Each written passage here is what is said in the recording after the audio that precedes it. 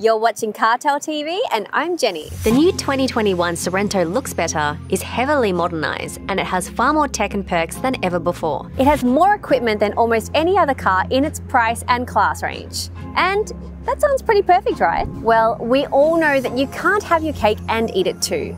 Yes, the new Sorento is also more expensive. This one here is the top spec GT Line with all-wheel drive and has some pretty nice and pricey perks, and comes at just under $65,000. It also comes with capped price servicing for up to 7 years or 105,000 kilometers, whichever comes first. Yeah, that's a nice addition, but even with that deducted, it is still more than $60,000. Yes, it's all about balance. The Sorento has really upped its game, but it's more expensive. It also competes with some well-established cars such as the CX9, Kluger and Santa Fe, the last two being revamped as we speak.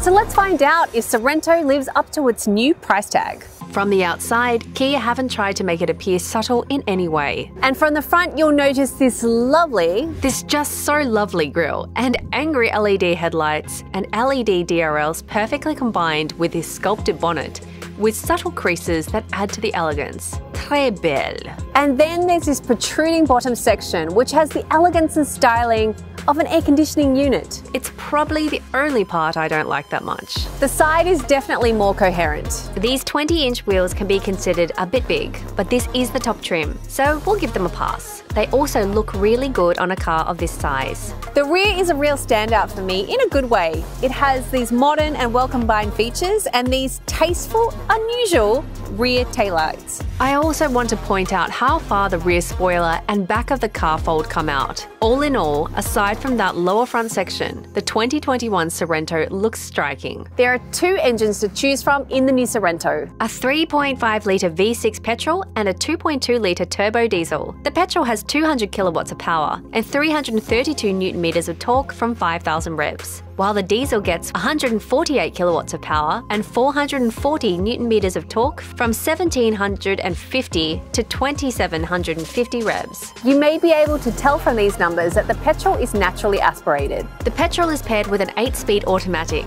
and 2-wheel drive, while the diesel gets an 8-speed dual clutch and part-time all-wheel drive with lock mode. Official fuel efficiency figures state 9.7 litres combined for the petrol and 6.1 litres for the diesel. I should point out that this can be significantly higher if you drive more aggressively, but then again, you won't buy a 4-pot diesel family SUV for its racing ability. With 67 litres of capacity in both, we'd have to say that drivers in the city are going to be making pretty frequent stops at the petrol station. Official urban cycle consumption figure is 13.7 litres. Add to this the fact that this figure is obviously going to be a bit optimistic, and you will get under 500 kilometres per tank in the city. Now, I know that in Australia, a lot of people are quite on that diesel train in this category. Myself, I'm not such a huge fan of diesel, but when we're looking at the economy for this car, I have to say that I'm pretty happy that I've got the diesel. Now in this section, I tell you how it feels to drive the car. But here's a feature Amelia and Simone had just tested in some new Hyundai models. See, I'm on the outside of the car, but I'm going to drive it. So what you can actually do is manually use the remote to park the car. So maybe it's a tight spot, you can't open your door. It's perfect to use this. So, just going to turn it on. Why does it not like me? And then I'm just gonna reverse back into my spot.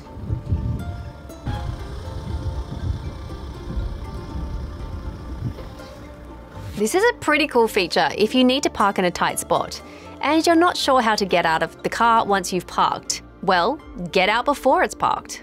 The engine and gearbox combo is really great in most cases. I complained because the all-wheel drive version gets dual clutch, but using it the way it's intended, this powertrain is just awesome. The gear shifts are fast and smooth and there's no noticeable loss of push.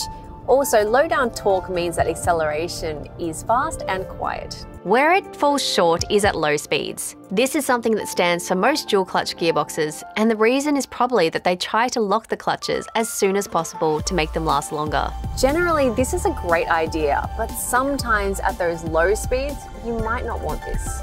There isn't heaps of power. but there is enough and the delivery is as easy as can be. Overtaking is easy, and the fast gearbox keeps all of the torque ready most of the time. Push the pedal down and the gearbox shifts down instantly. And if needed to, the rear wheels also kick in. It does feel punchier than the numbers would suggest. There are several drive modes called Eco, Comfort, Sport and Smart. Push the selector and it goes into terrain modes that include snow, mud and sand options. As we're continually pampered with Aussie ride tunes by Kia and Hyundai, having one in the new Sorento is no surprise. It makes the Sorento feel comfortable on most of the surfaces a car like this is going to be driven on, which is good. On bad roads, it verges on hard, but almost any car would on those. What's good about this is that it feels really controlled in turns, and the body roll is not that prominent, despite the body shape and size. On the inside, the Sorento also sustained major changes in design. The most obvious change is the quality of the inside. The Sorento definitely wanted to present itself as higher on the SUV pecking order, and it really succeeds in the interior. I mean, you step in and there's a much greater sense of upmarket feel.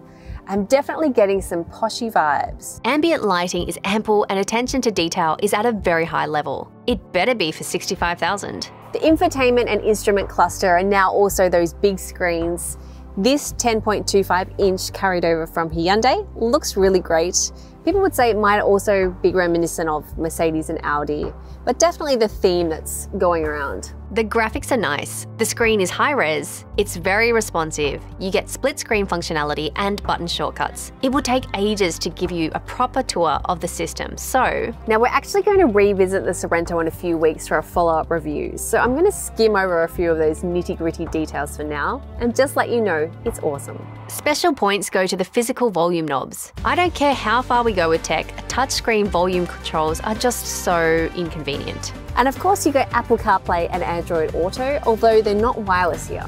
Another feature carried over from Hyundai is the blind spot camera feed straight into the instrument cluster. It's activated every time you press the indicator, and it's become one of my favourite new safety features. What is different from Hyundai is the gear shifter. The Sorento has also done away with the gear lever, going for this circular knob that we've seen in a lot of other vehicles, and getting used to it. What is nice about this one is that it's pretty high quality. You'll be touching this often, so this is a great idea and an example of that attention to detail I mentioned a minute ago. Now, of course, there are a lot of storage spaces throughout the cabin.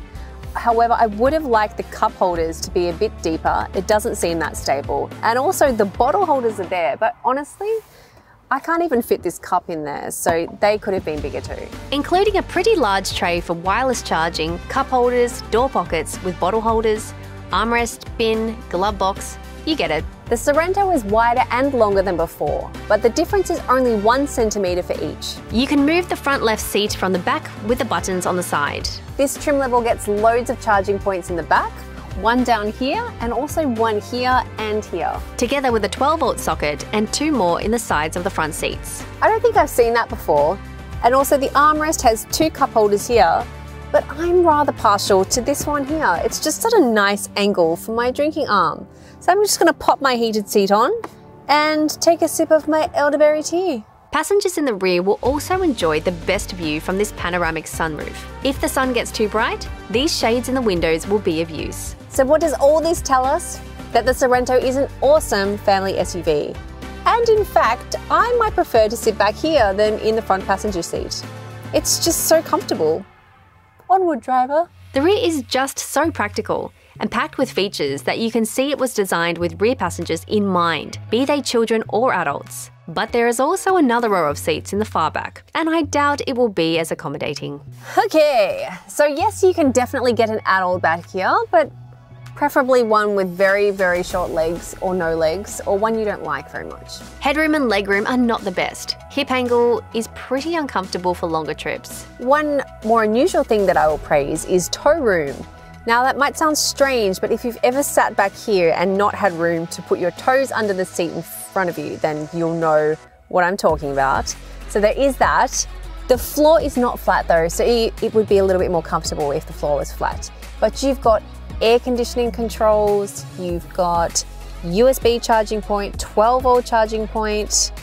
I mean, there's even a nice cup holder for my tea, so I'm pretty happy back here. Another praiseworthy feature in the far back is that it has ISOFIX points, and also that you have charging points, cup holders, and your own ventilator controls. As expected from a 3-row vehicle, cargo space is very versatile. You start from 187 litres with all the seats in use, 616 litres in the 5-seat arrangement with a nice flat and wide cargo space, and go all the way up to 2,011 litres of space. I'll also point out that you get a full-size spare, which is a nice change recently, and you come with a cargo blind and this shopping net to keep all your things in place. If the interior tech was not enough to let you know that this is a very high-tech car, the safety tech will.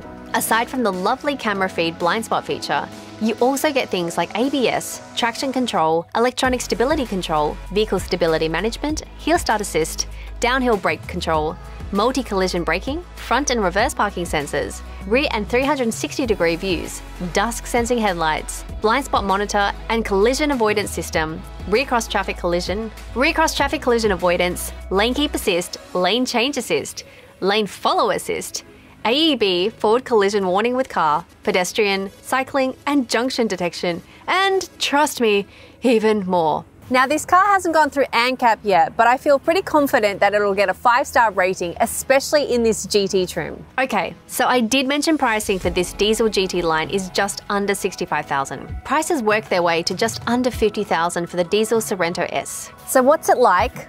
Honestly, it's awesome. And it really justifies that price increase. I think that the Kia badge snobs are going to have a hard time picking at this one. The reason is not the engine, which is marginally better than the previous one. It's not even the dual clutch. I still believe those should be reserved for sports cars. It's not even the new design.